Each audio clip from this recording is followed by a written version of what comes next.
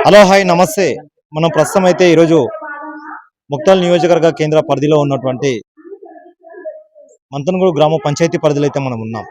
ఇక్కడ local body election సంబంధించి హడావిడి నడుస్తా ఉంది. అందులో భాగంగా ఇక్కడ సార్ ఇప్పుడు ఒక విషయం చెప్పండి సార్. ఇప్పుడు ప్రజల లోపలికి మీరు క్యాన్వాసింగ్ చేస్తూ ఉంటారు. ప్రజల నుంచి ఎలాంటి స్పందన ఉంది మీకు? ఈరోజు మంతన్గూడు గ్రామ పంచాయతీలో ప్రజలకు ప్రజలు అనేవారు ఖచ్చితంగా కత్తెర గుర్తుకే ఓటు వేయాలి, నరేందర్ రెడ్డి గారినే గెలిపించాలి.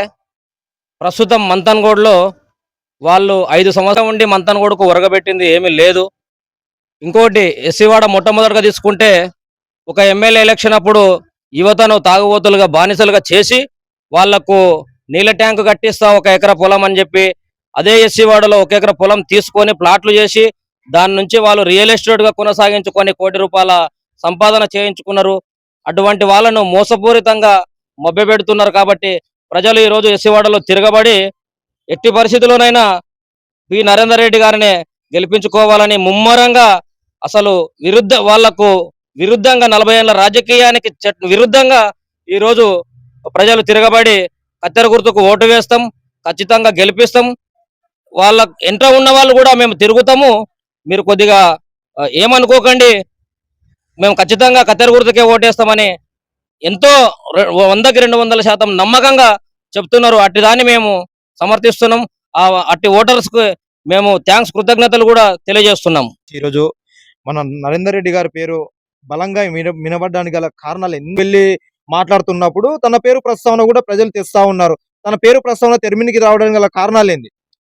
ఈ నరేందర్ రెడ్డి అనే వ్యక్తి ఎవరి దగ్గర కూడా చేజాచి ₹10 అడిగేటటువంటి వ్యక్తి అయితే కాదు.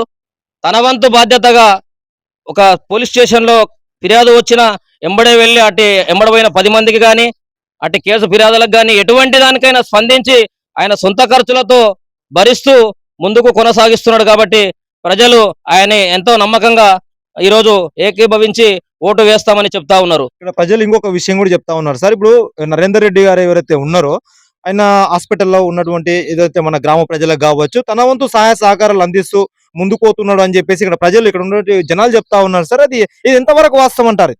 ఈ గ్రామాభివృద్ధిలో ముందుగా ఎక్కడైనా ఎవరైనా చనిపోయినా కానీ ఆయనంత టైం తీసుకొని ఆయనంత ఓపికగా అన్నదమ్ముల భాగ పరిష్కారాలకు కానీ ఆయనంత ఓపికగా ఏ వ్యక్తి కూడా పని చేయలేడు. అతనికి ఉన్నంత ఓపిక ఎవరికి ఊర్లో ఆ సహనం ఎవరికి లేదని నేను భావిస్తున్నా. యాక్చువల్ గా ఈ రోజు మన గ్రామం లోపట ఈ మంతన్గూడు గ్రామం లోపట మన నరేందర్ రెడ్డి గారు ఇప్పుడు ఎందుకంటే మీ ప్రజల స్పందన మీకు ఆల్రెడీ నాడి తెలుస్తా ఉంటది. ఇప్పుడు ఎలాంటి స్పందన ఉందని చెప్తే మీరు ఇంతకుముందు చెప్పారు, ఇంత మెజారిటీతో గెలిచే అవకాశాలు కనిపిస్తున్నాయి సార్. మినిమం గా అంటే 500-600 మెజారిటీతోనే నరేందర్ రెడ్డి గారు గెలవబోతున్నారు. పై స్థానంలో నిలబడి వాళ్ళు ఏ రకంగానో మభ్యపెడుతున్నారు ప్రజానికాన్ని. ఆ మభ్యపెట్టడానికి కారణాలు వాళ్ళవి ఎన్నో ఉన్నాయి. వాటన్నిటిని తిప్పికొట్టి ప్రజలు ఈ రోజు కత్తెర గుర్తుకు ఓటేసి నరేందర్ రెడ్డి గారిని ఖచ్చితంగా గెలిపిస్తారు.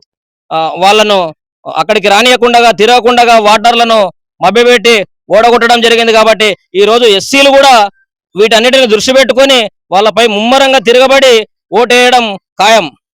కంపల్సరీగా అయితే నరేందర్ రెడ్డి అయితే కంపల్సరీగా 500 మెజార్టీతో కంపల్సరీ గెలవబోతున్నాడు మంతన్గూడు గ్రామంలో అని చెప్పేసి నాయకులు కూడా మనకు చెప్పడం జరిగింది.